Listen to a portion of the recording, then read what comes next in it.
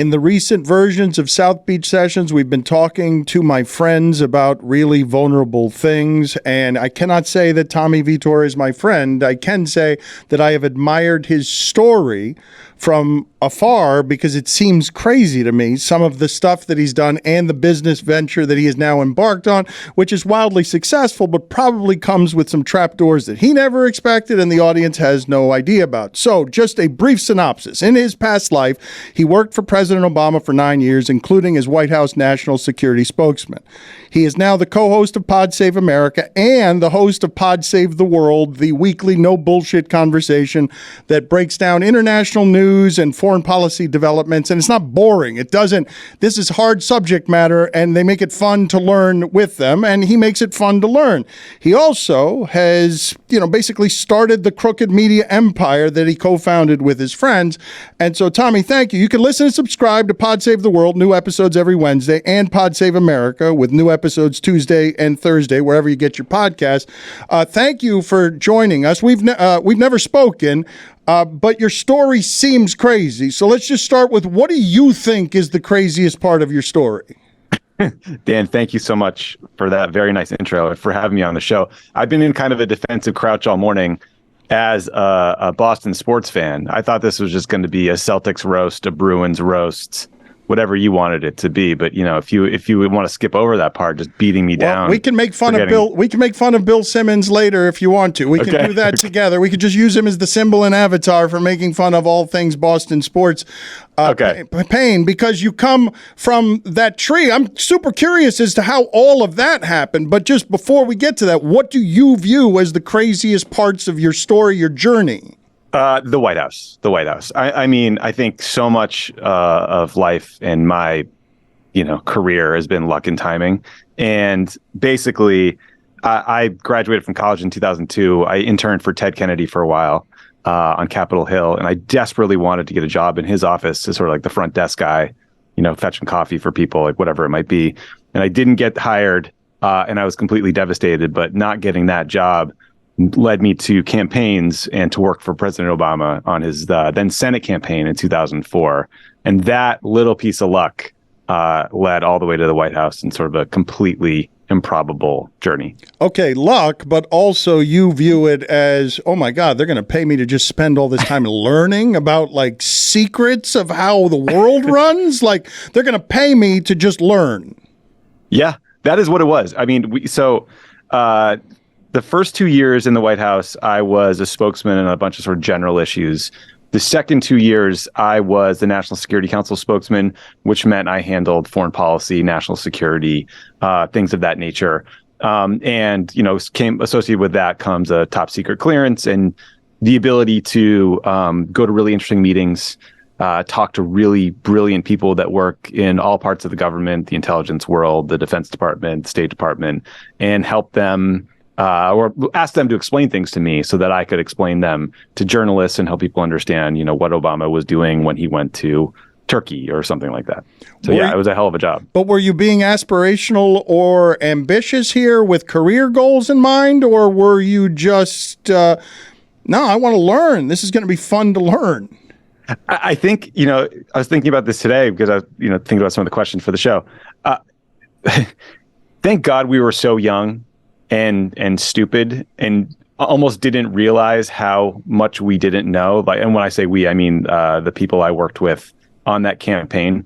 Because when you go from a political campaign to an administration, in a sense, you're prepared for it because you've been working, 100-hour weeks and Barack Obama's record inside and out, and you have dealt with the press. But you're never actually prepared for the problems that you're going to face once you get into an administration. I was thinking about things like the Fukushima nuclear meltdown that happened in 2011. I mean, there's no preparing yourself or preparing a government to, go into a meeting where someone says, hey, this nuclear reactor in Japan is melting down, and we might have a Chernobyl-like event if the following things don't happen. So it wasn't ambition. It wasn't anything about my personal career track. It was sort of something that felt fun and exciting, and there was a team of people doing it together and a shared mission and a shared goal and a really inspiring leader, and that just made it fun and rewarding. But how far are you now from whatever it is you were dreaming you were going to be? I mean, in a sense, just a completely different place. You know, I mean, I when I left the White House in 2013, I thought to myself, I've been on this, Ferris wheel, this merry-go-round for about 9 years working for Obama. I've been in politics for a little bit longer. It's time to step off. It's time to do something else with my life, get away from politics, move on from that, get out of DC. And I tried. I did it for a couple of years, but it didn't stick because here I am, 2023, still talking about Joe Biden's record, still talking about Donald Trump, still sort of focused and obsessing about politics every day. Yeah, but, and also running a media empire with your friends, which is it's a totally different thing than, I mean, I don't even know where your primary concerns are, but yes, I've focused on the things in sports that I focus on, and then I look up one day and I'm managing 50 people, or I've got 50 employees, or whatever it is. You have your story is parallel here, where I don't think that you ever imagined that, did you? No, not at all. And well, I'd love to know what the experience has been like for you, but it started with 3 of us, then there were 6, and then there were 20, and then there were 50, and then all of a sudden we realized, management's a full-time job, and there are people that are really, really good at it, and there's people who are less good at it. And I think, I don't know if the 3 of us would have been really, really good at it if it's been in the entire focus or not, probably not. But when you're recording a couple shows a week and you're touring and you're, focused on all the political things we want to focus on, we realized we needed to bring in some folks who could manage the place full time. So, we had a COO who really focused on the operations, the nuts and bolts of the place. And then recently we hired a CEO that's fully running the place and letting us, John and I, be more focused on recording shows. But I'm not sure how did you guys manage things from sort of no employees to many? With me, after shows, very often walking into rooms, sitting in a chair, being close to sobbing, and saying, I don't know how to lead. I know that feeling. I know that feeling too. I mean, or someone, I was talking to a friend, this guy, Ben Smith, who ran BuzzFeed News for a while, and then started a company called Semaphore, which is another media company now. And he said, the thing about having more than 50 people on staff is every week somebody is having the worst week of their year.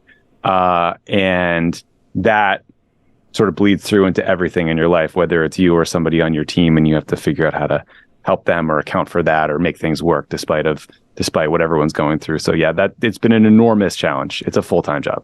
Our CEO, John Skipper, who used to be the most powerful man in sports, says it's a hell of a lot easier managing 10,000 people than it is managing 40 people because of what you just said. Because if you're going to build a company that actually cares, that has a soul, and I want to talk to you about this because you found a unique space in the media landscape, a really unusual place where you can be vulnerable and you can be the other side to what seems to be having more success, which is right-wing stuff that's getting traction, and you're out here fighting a different kind of fight on the other side with facts and nuance and real expertise. But I, along the path, have felt really lost, and I don't know if you'd never considered the idea of running. Like when you're working for Bill Simmons, it just seems like a magical job, right? You're just allowed to talk into a microphone and just show off your expertise. You go home and you're done with your workday. It's much easier than anything you've been doing before, and probably more fun since you're doing it with your friends. Yeah, it was. Yeah, I mean, what happened with Bill was John Favreau, who is one of my co-founders here, went to Holy Cross, where Bill Simmons went to college as well. So they got linked up many years ago, became friends, being friendly. John moved out to LA. And Bill said, what if you and one of your buddies came in and, did a podcast about politics running up to the 2016 election? So John and Dan Pfeiffer and then John Lovett and I started doing a show called Keeping It 1600 a couple days a week. And it was a really fun hobby, but it was part-time. I was still living in San Francisco at the time. I would just sort of Skype into these calls. But slowly the show's audience really began to grow and grow and grow. And then when the election happened and everything we thought was going to transpire did not. Hillary Clinton didn't win. Donald Trump won states like Pennsylvania that Democrats thought were impossible to lose. We all felt this enormous sense of guilt and feeling like, the things we cared about were too important to let them be a hobby, and that we needed to go all in and do this full time. And that's where Crooked Media was sort of born. If Hillary Clinton wins, none of this exists? Probably not. I mean, it's a great question. I think about it all the time. Maybe we would have decided that there was still a place for a different kind of conversation about politics. We might have, but I don't know that we would have done it with the same urgency that led us to start Crooked Media right away, to launch the shows in early 2017, for me to convince my now wife to pick up and move from San Francisco to Los Angeles. I think that would have been a little bit tougher. Well, tell me some of this, right? Tell me about the sacrifices that people don't see when you're taking over a hobby, making it a job with your friends, but now comes also the pressure of we're going to be activists here with facts that inform people, and we're going to believe that there will be nutrients that people will buy, and we will be able to create an economy that actually is a fighting machine, and it's going to try and fight with facts.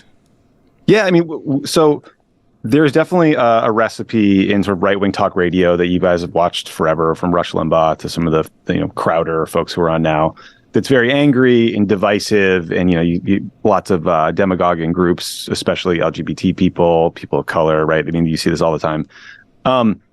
That recipe does not work on the left. I'm glad it doesn't. I think the more progressive side is motivated by things being funny, inspiration, a more fact-based conversation. So that's what we wanted Crooked Media to be. We wanted to be a place where you could talk about politics that didn't feel like cable news, where it was like these stilted debates and the same talking points and the same people in these green rooms over and over again.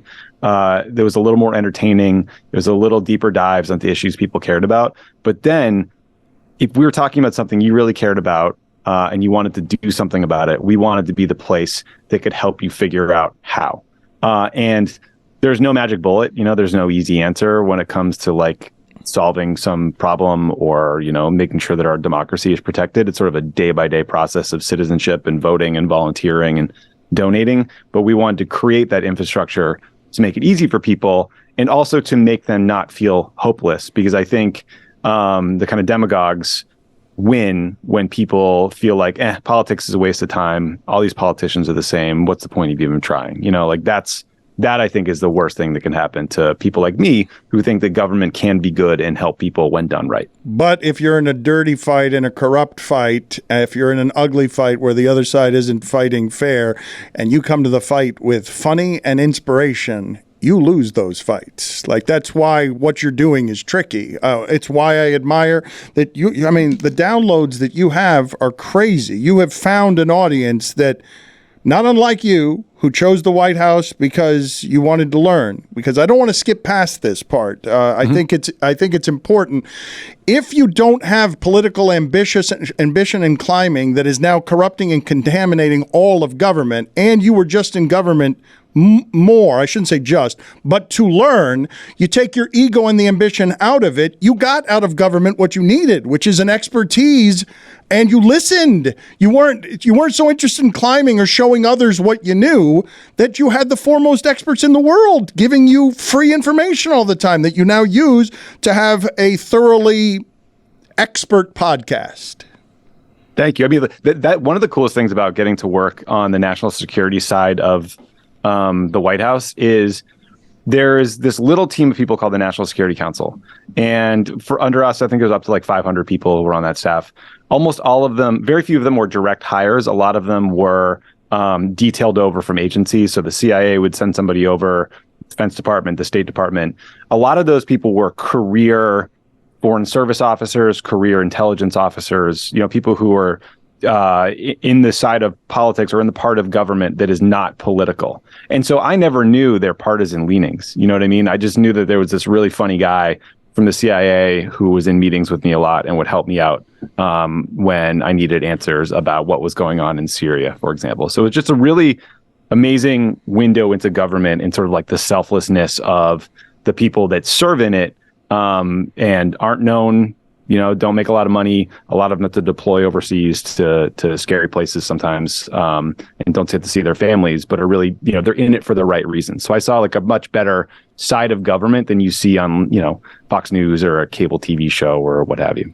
How much corruption did you see? How much overt hopelessness did you see at being able to do activism in government that wouldn't be contaminated by the self-interests? I think the corruption you see is not necessarily stuff that's illegal. It is the unbelievably broken campaign finance system.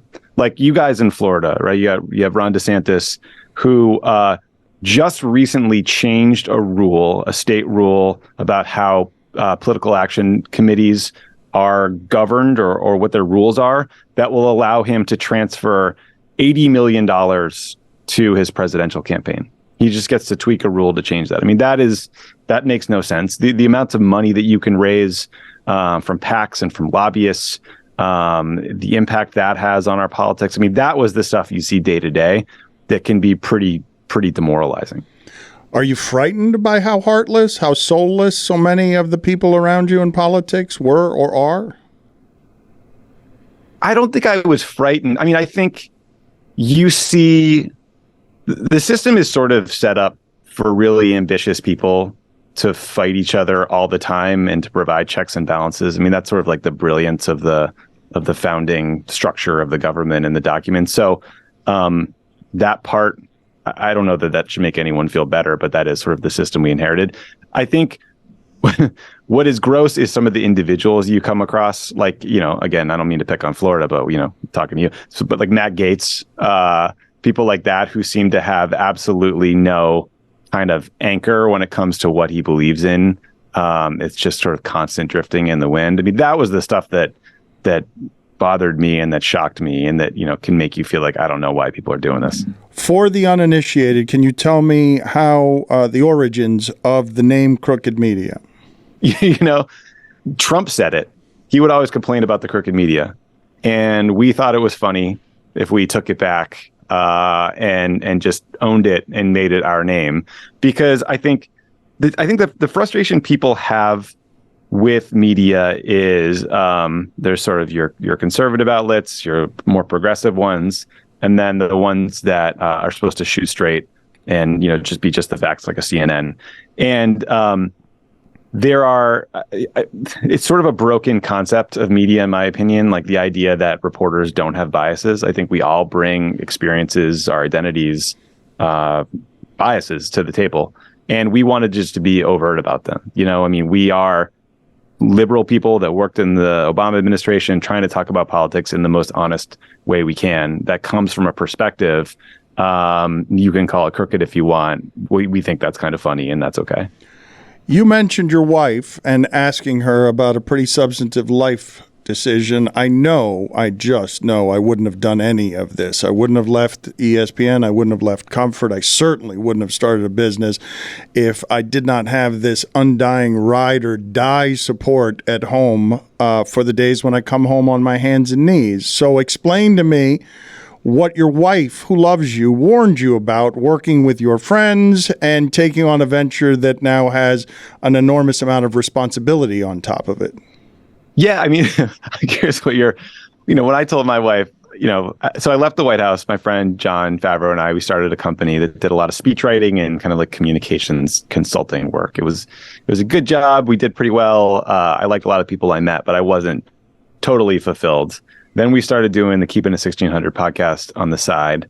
That was fun. It made me realize that I wasn't escaping politics, that I was still obsessed with it. And then when the election happened, I went to her and I said, Hannah, we want to start a company, make this a full-time job, and give it a go.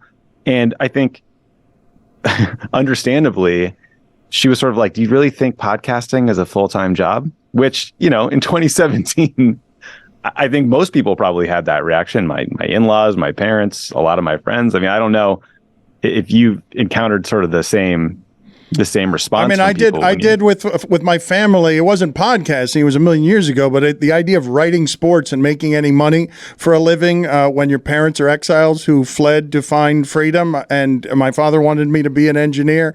Yeah, he didn't talk to me for a long time because he really. I mean, I might as well have said, you know what I want to do? I want to be the lead singer of a rock band and do just a bunch of heroin, and also they're not going to pay me anything for it. That cool with you, Dad? Yeah. Yeah. But it's not as ridiculous. Your wife knows you, and this is why I say I couldn't have done this without my wife. Just couldn't have done it. She saw the ways that I was not fulfilled, and she wanted to push me toward happy, to challenging myself, but something that was more rewarding, more fulfilling, while a lot of people also warn you, by the way, and I'm sure you got this, be careful about working with your family and friends because it might cost you your family and friends. I have a friend who did that, and he made a lot of money, made a ton of money, and it cost him all the friendships before he was 30 years old because that navigation can be very hard. I don't know how you've navigated it. I don't know how we navigate it either, because we're not just business partners, but we also share the microphone a couple of days a week on shows. I think maybe the answer is, every once in a while you just have to scream at each other and fight it out, and then move on and get over it like a sibling. I do think it's more like brothers than friends or business partners at this point. What are the challenges you weren't expecting? Honestly, I think the challenges we weren't expecting were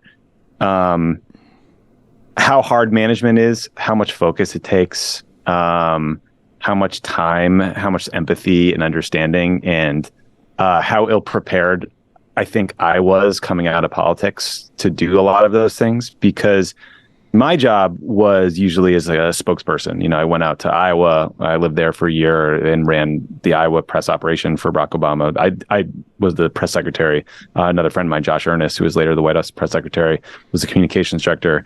After that, they were like, you're doing rapid response. In the White House, I handled a bucket of issues, which is a long-winded way of saying my job was like, here's a task, go sit at your desk for 12 hours and do it. And I didn't rely on managing a lot of people or working with folks. I just sort of like did my thing. And going from a place where you are focused like that and focus on one task every day to trying to oversee something bigger is really, really hard. How lonely was the job? And forgive, I don't know you this way because I shouldn't be asking this question probably, but how much did it test at your marriage that you were doing what sounds like a bit of a lonely job? And furthermore, your wife is saying, you don't seem fulfilled. Well, so I met Hannah in 2012. So we were together for about a year and a half while I was at the White House. She was definitely one of the reasons I wanted to leave when I did, which is in March of 2013, because I knew that I couldn't focus on her and our relationship as much as I wanted to if I was, in this full-time job. So it wasn't lonely in that we had a team of people, and it was kind of ragtag, that all did the campaign together and then went into the administration. So we really did have that kind of like band of brothers, like group of friends, sort of shared misery, shared triumphs together that kept you sane. But there were definitely days where you're there after a really long day, or it's a late Friday night or Saturday morning or something like that, and you're still at the office and you're just like, this sucks. Why are we doing this? Yeah, but what you're talking about there, though, the emotional bandwidth that you're giving, you're saying, yeah, triumph and you and the feat of the job and hooray, and this is so invigorating. But what do you got when you get home? Because you're not going to have a whole lot left in the tank if that's what you're giving your job. Like, it's hard to.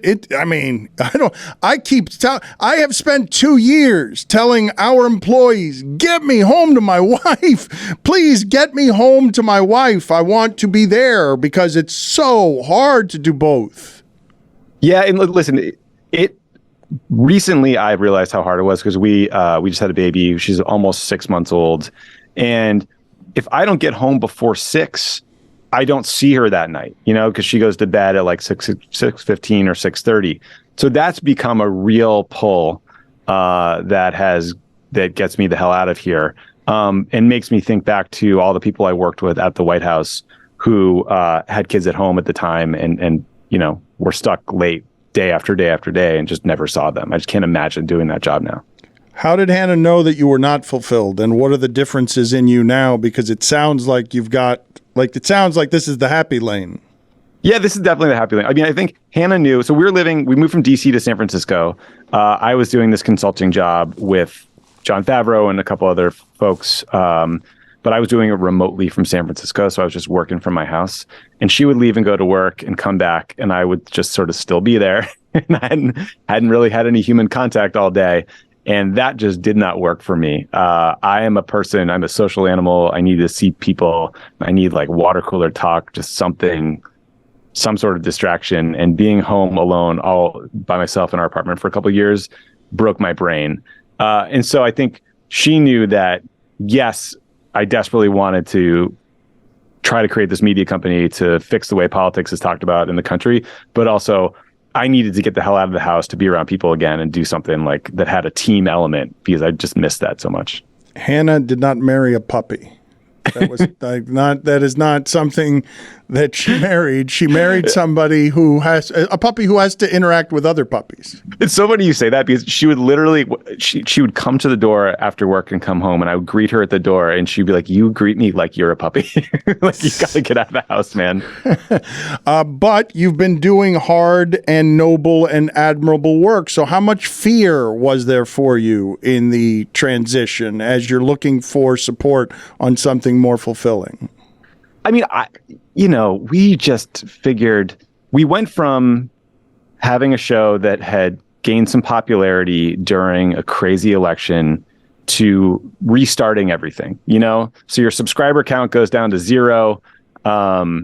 You have no idea if people are going to want to listen to this show again now that Donald Trump is actually president. So there was a lot of fear, like, will people tune back in? Well, do people still care after this election happened, or are they going to give up and tune out? So there was a lot of that. And then there's just a constant imposter syndrome. Like, why the hell would anyone listen to us when there's a million other options out there? That's a day-to-day thing. So why make the bet? Make the bet because deeply felt guilt about having been so dedicated to politics and then pulling myself out at a moment when it felt like I should have stayed in, and feeling like the conversation about politics in the 2016 election was as bad as it had ever been, because all people cared about was the horse race and the games, and they didn't talk about the stakes and the impact on people's lives and why it mattered, and how we all need to get involved. And we wanted to try to move the needle on that conversation and make it a little better. Was progress for you in terms of putting down fear and doubt and getting confidence linear, or were there many times early on where it wasn't what you are now, which is clearly a radiant human being doing exactly what he wishes to be doing with his life and fighting this fight the way he wishes to be fighting it? I mean, I swear to you, I'm not joking when I say this. Every time we do like a live show or a podcast and we walk out onto the little stage thing, I'm sort of like waiting for there to be no one there. There's just a constant imposter syndrome, wondering when the audience is just going to go away. I think part of that is just anxiety, but part of that is, I don't know, maybe a healthy fear that keeps you hungry. I don't know. What about you? You guys, like, the media industry, especially for sports, is changing constantly. The big players get pushed around a little bit. I mean, like, how do you guys deal with that? There's Upstart, there's Barstool, there's ESPN. I mean, there's just like competition everywhere. Yeah, I'm not competitive that way, so that's not where regret or doubt would seep in. It's on the hardest days when I feel like managing of people is hard, and I never envisioned myself as any kind of manager of people. I've always been responsible. It's just self-sufficiency. Me, the microphone, do what it is that you do. You don't have to, like, it'll take care of itself. Your worry of others, the economy around this fun thing will take care of itself. But I had reached a point at ESPN where I couldn't keep eating silence when I'm freedom first, voice first, and I'm too much about I've got to be able to speak freely. And so the muzzling was a different kind of unfulfilling. It was too much of a sacrifice of principles that I couldn't abide. I couldn't look myself in the mirror if I was living in a space where I had to sell out. That obviously, like, sell out in a way that I couldn't come up with a rationalization when I was looking in the mirror for what my family's about. And so I had to do it. And then it came with, when the discomfort arrived, what it felt like was just unsafe. Because it's not regret, but it's just like, oh my God, I could have been cashing checks, talking into a microphone for millions of dollars if I had just kept my head down, but not been able to live with myself.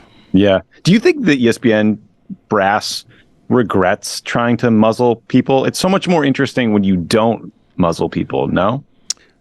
At Disney? That was a question. I don't think that they want the headline. Why would they want the headlines around a sports program of sports host goes after Trump? Like, what do they need that for? It's a little bit easier to just hire Pat McAfee, give him $17 million a year, and he's probably not going to do that. Yeah. All right. That's fair. But I mean, I don't know. It seems like there's some really interesting people like saying their thing, like the whole stick to sports, shut up and dribble, LeBron, get out of politics. Like, I don't know that worked too well for his critics. You tell me what value people in sports have for all of this stuff, because I've found that it's safer and more rewarding generally to just stick to sports. You won't lose sponsors.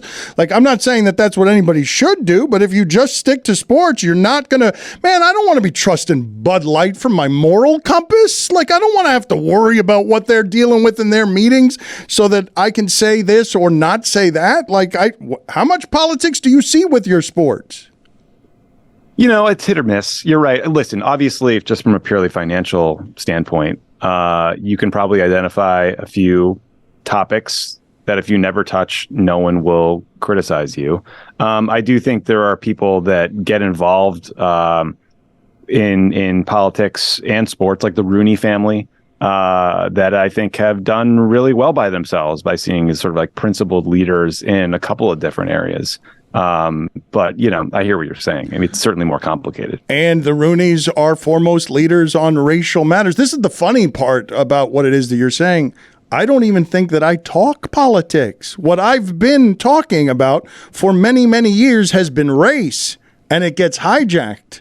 It gets turned into politics when all I feel like I'm doing, and I'm now viewed, I'm called LeBatard and woke. The Cuban community will call me gusano, worm, for being a traitor against the politics of my region here in South Florida. But all I think I've ever advocated for, which is now somehow a controversial position, is how about equality and decency for all? Like, that's why I'm politically, I'm guessing many people who are on the other side of this are saying, no, you're an asshole, you're obnoxious, you're strident, and you're way, way left wing. But I believe I'm only somebody who says, can we be decent to everybody? I don't even care about politics. Yeah. Well, and what you're saying is essentially what a lot of athletes were saying who are silenced or shut down or told to stop kneeling, which is they were more specifically saying, hey, we want to prevent police brutality against black people. And that was twisted as sort of a political statement, and people were told they were being woke or to stick to sports or whatever it might be, when really it was just about equal treatment of everybody.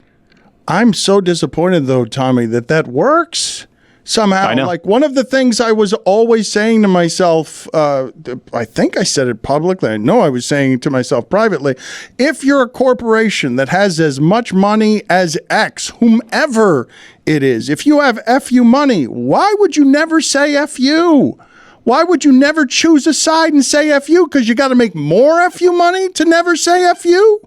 Yeah, no, I'm with you. I mean, I think Bud Light, you mentioned Bud Light earlier. I mean, they basically sent one like specialized beer can to an influencer who is transgender, a person who just lives her life on her social media, and it was just a nice little thing. And all of a sudden, you have Chris Rock. I'm sorry, not Chris Rock. You have Kid Rock shooting a machine gun at a bunch of beer cans.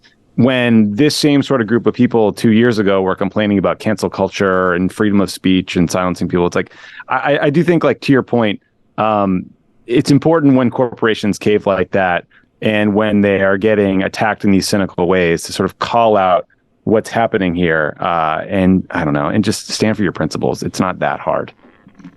Where have you been tested since going closer to the fear and fulfillment? Where have you been most tested? I mean, I think what was challenging was, when I worked for Obama for 9 years, and over time, like, his opinions became my opinions, for not consciously, but, you become kind of like of an administration. You feel like you own part of it. It's a collective group of people doing these things. And then you leave government. And for a while, it took me a little while to, like, kind of deprogram myself and get out of talking points mode and getting out of being defensive of everything he did and to think for myself and to speak for myself. That's scary. It's a lot less scary when you have some air cover from, the president of the United States to help you defend your thinking. It's a lot harder when you're just kind of deciding on your own. It's scary, but it's also growth, right? Yeah, absolutely. It's ultimately a lot more rewarding and freeing to feel like you can just kind of weigh in on whatever you want, including talking about things where we screwed up and made mistakes. I'm fascinated by where growth can be found for a whole lot of people that I've seen have success when they go toward the scary. When the deprogramming of that, things I've always believed, things that are my identity politics, things that are my ego, I'm going to go ahead and walk toward the fear. Man, there has been real learning in that for me, but it's so easy to say, and I don't think it's normal to seek necessarily change that requires you to reprogram your whole system. 10 years you dedicated. I'm assuming if it's 100 hours a week that you basically were getting all of your ego and identity at work. Absolutely. 100%. All of it. And it just becomes who you are. It becomes your identity in a lot of ways. You're Obama guy. You work for him. You're part of this administration. But can I ask you about something you said a minute ago, which was, you said you've been taking a lot of flack from the Cuban community in Florida. Is that over, like, Cuba-specific U.S. policy stuff, or is that more generally? Where's that come from? It's just the history. I mean, Cubans are Republican, and so they somehow look at Trump and DeSantis and see the opposite of what I'm looking at, as someone who is broken free from all that programming you're talking about. And they think I'm a bad Cuban voice because you know what the politics of Miami are, right? You know what the politics of Florida are, where DeSantis is someone who's supported. I'm surrounded by people who think I am not only wrong, but gusano is a specific term. It's a term going back to the revolution in Cuba. Worm is the worst thing you can be if you're someone on the other side of this somehow. And I don't get this from my people. I don't understand it. I've lost friends. It's been heartbreaking the last few years of what this has been. Just not understanding how people look at Trump and DeSantis and see decency there. Like, just decency. I'm not even talking about anything else. Just decency. Yeah. Yeah. I mean, it's funny. One of the things I was proudest of with Obama was his ability to kind of break with orthodoxy, and specifically on Cuba when they tried to restore relations, get the embassies back up and going, like, sort of begin to chip away at the embargo. But then I noticed that some of those policy moves were just wildly unpopular. They never grew in popularity over time. They only got worse. And I always wondered why that was, and if that was about what Obama did specifically, or if that was more about his identity and just sort of a fundamental rejection of the Democratic Party versus, like, the things he tried to do. No, it was both, though. It was a lack of understanding of how hostily offensive it would be to normalize relations with a country that was still being run by the version of our Hitler. I always get in trouble when I say that, but Cuban people in Miami think of the Castro regime and Cuba as a relationship that cannot be normalized, should not be normalized, even if it punishes the people of Cuba, which is not something that I would agree with, but I understand how they arrive, historically passed down through generations at that opinion. I remember my mother, she asked me, she was trying to express her feelings on Facebook, and she asked me to help her with the writing of it. And I remember that information somehow, however I wrote that through Tony Kornheiser, who I guess golfed with Obama,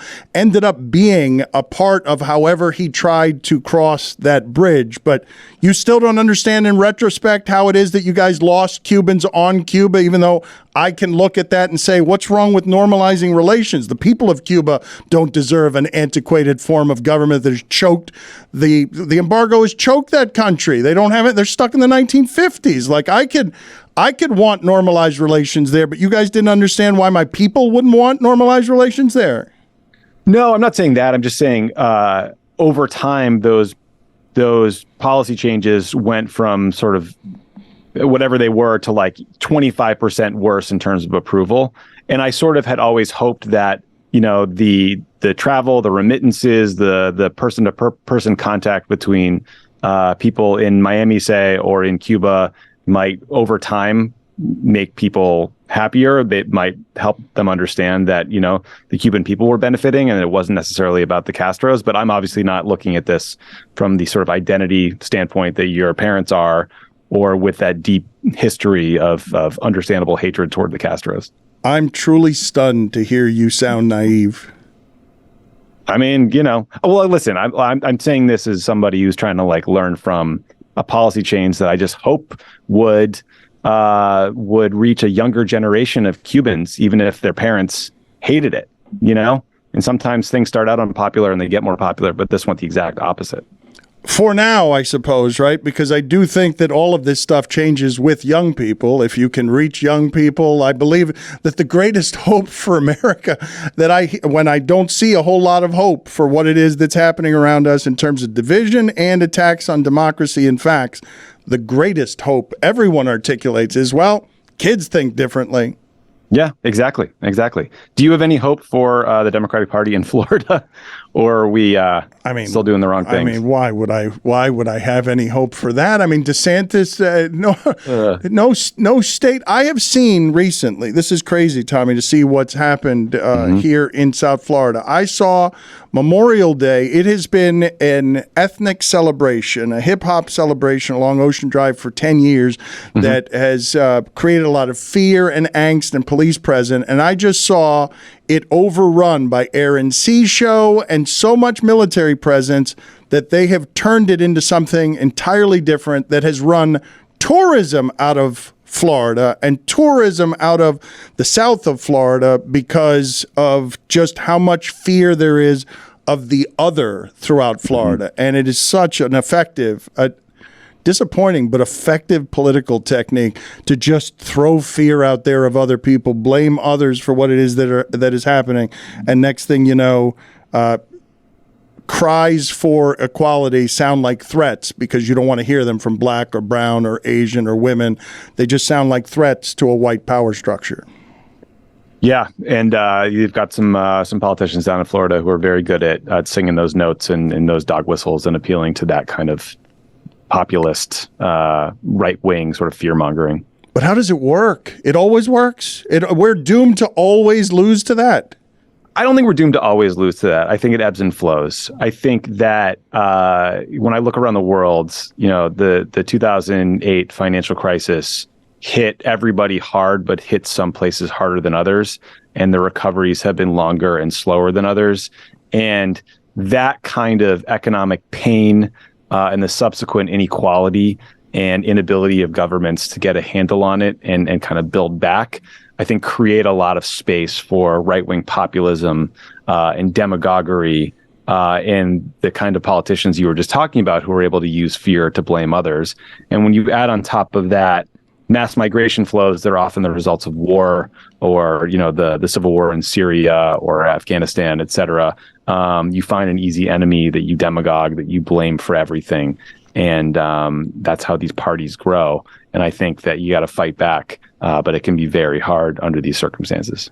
You mentioned the joys and sufferings of having a sleepless 6-month-old in the house. When you welcome a child into the particular America that you're welcoming that child into as you're fighting for things, what's the stuff that keeps you up at night about the future? There was another mass shooting the other day. I couldn't even tell you which one it was because there are so many of them. And it was the first time I turned to Hannah and said, I could imagine us living in London or somewhere else so that we don't have to deal with this shit. That's what changes with a child, correct? Because there are all sorts of fears about climate change and democracy crumbling, but guns and the randomness of it when you care about something, I'm imagining the way you've never cared before, correct? Yeah, I mean, suddenly you're kind of, all the cliches are true. Your heart is on your sleeve. You're not in control anymore of, your own soul. And it's two things. It's the randomness of gun violence and the trend of these shootings happening in schools, including elementary schools, and also just the absurd reality that the United States has more guns per capita than any other country. I think the second biggest is Yemen, which has been engulfed in a civil war for the last, however many years, and the inability or refusal of the Republican Party to just do some common sense things to get machine guns off the street. I mean, it's maddening. How have you been changed by the birth of your daughter, beyond the ways that you're articulating here? Before we had our daughter, before we had Lizette, I was not like a big baby guy. You have a friend who had a baby, they'd be like, oh, you want to hold him? You want to hold her? Like, yeah, no, I'm good. They're kind of scary. Like holding a 3-month-old, you feel like you're going to drop them. That has completely changed for me. I love every second with her. I want to be around her all the time. I think about the future in different ways than I ever did before. It's also true that we had a hard time having kids. We went through several miscarriages. We actually had another daughter who was stillborn at 6 months, and just sort of like the most devastating thing you could imagine.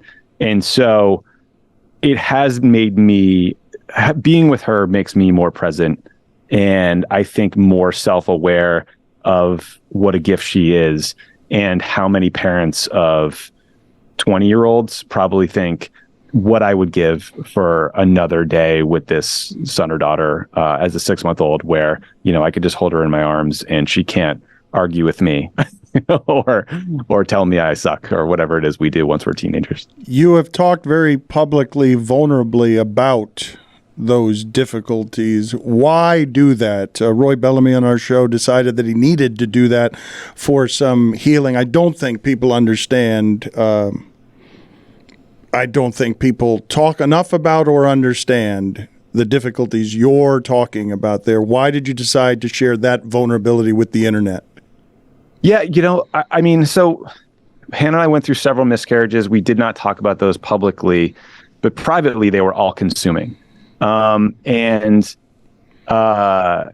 impacted every night we went to bed, every conversation we had, every morning we woke up. There was just like sadness everywhere. And so I think for Hannah, in particular, there was, I don't want to speak for her. For both of us, I think there was a sense of embarrassment and shame and tragedy where for some reason you don't want to talk about these things, or you feel like a failure, or you blame yourself in some way. And all of that is irrational and stupid. But then when, we lost our daughter, Margot, at 6 months, people knew we were pregnant. There was no hiding it. There was no way to keep this a secret. And I didn't want to, because I just sort of couldn't walk around all day thinking about one thing and putting up a brave face and talking about another. It was not an option anymore. And I also think that miscarriage and trouble having children is such a common problem, but for some reason people don't talk about it. And I don't really understand why. I think that makes it harder on everybody. It makes it this sort of private, lonely tragedy rather than an opportunity have empathy and share an experience with other people. And we both just decided like, we just can't keep this to ourselves. I don't think of you in many ways or your work as irrational and stupid. So what is happening there that you are succumbing to irrational and stupid? Comparison ruins everything in life. You know, I think you feel like it's your job to, especially for women, this is particularly hard for women, I think, that your job is to have a baby, to raise a child. And you feel like a failure if you have not. I know this is how Hannah felt. And on top of that, you know, once you start to focus on these things or want to have a kid, it's all you see everywhere is friends, your peers, your coworkers, Instagram, you know, people with their new babies. And you compare yourself to them and it makes you feel worse. So I think that is where the irrationality and stupidity of it all comes from, the sort of the self-blame and criticism for something that's really out of our control.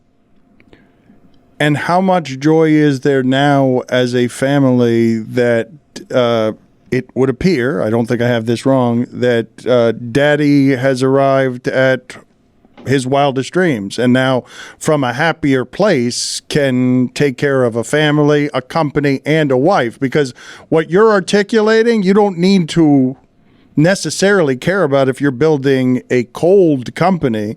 What you're articulating about the managing of people is that Crooked Media simply will not be a caring company if you personally don't care about the people that you're managing. Yeah, I mean, it's an incredible place with incredible people who are well-meaning, who care about a mission, who want to be part of something that hopefully in even just a small way can chip away at some of the problems this country has and make things a little better, can, you know, stand up for communities that are getting treated like punching bags by the far right, and to try to push the Democratic Party to do more, to help more people, to win more elections and do the right thing. And so we are incredibly proud of this place, of the team that works here, of the work we do. And, it can feel like a family, you know, in the office too. What a joy, though, right? To feel like you're in the middle of a fight, but also that you're laughing the entire time, right? You're not, there are also tears and frustrations and everything else, but I imagine that the joys of laughing about where you've arrived with your friends, my guess is that it's a combination of overwhelming and breathtaking. Yes, it is. I mean, sometimes the things feel insurmountable, right? I mean, like what can we, a little podcast company in LA, do to, you know, change the course of an election or change the way the political system works, or, you know, some of the entrenched interests that are run things. But it's enormously fun and rewarding to be part of a scrappy small team that's going to work like hell to see what they can do. Listen and subscribe to Pod Save the World. New episodes every Wednesday, and Pod Save America. New episodes Tuesday and Thursday, wherever it is you get your podcast. Can you explain to the uninitiated, again, just the difference between Pod Save the World Sure. and Pod Save America? Because Pod Save America, as far as I can tell, represents the growth of your learning. Yeah, Pod Save America is twice a week, the biggest stories in politics from a progressive point of view. Pod Save the World is me and a guy named Ben Rhodes, who is my coworker. We shared an office at the White House, actually, who worked on foreign policy. And we basically try to summarize the biggest stories happening in the world once a week in one episode, and then talk to politicians, activists, you know, global leaders, journalists, to help people understand things that are happening outside of America. I love doing it. It's really the highlight of my week. Thank you, sir. I hope I didn't get too. I didn't make you too uncomfortable. Not at all. Pressing in there on the family stuff. No. It's listen. It's not easy, but it's good. You know, and it had happened. I actually when shitty things happen, I think people sometimes feel bad about raising it, but secretly everyone wants to talk about these things, right? Because I've not stopped thinking about her. Think about her every day. And so it's nice to be able to kind of honor that memory by talking about it. I appreciate you doing it here, sir. Thank you. Thanks, Dan. Thank you so much for having me on. I really appreciate it.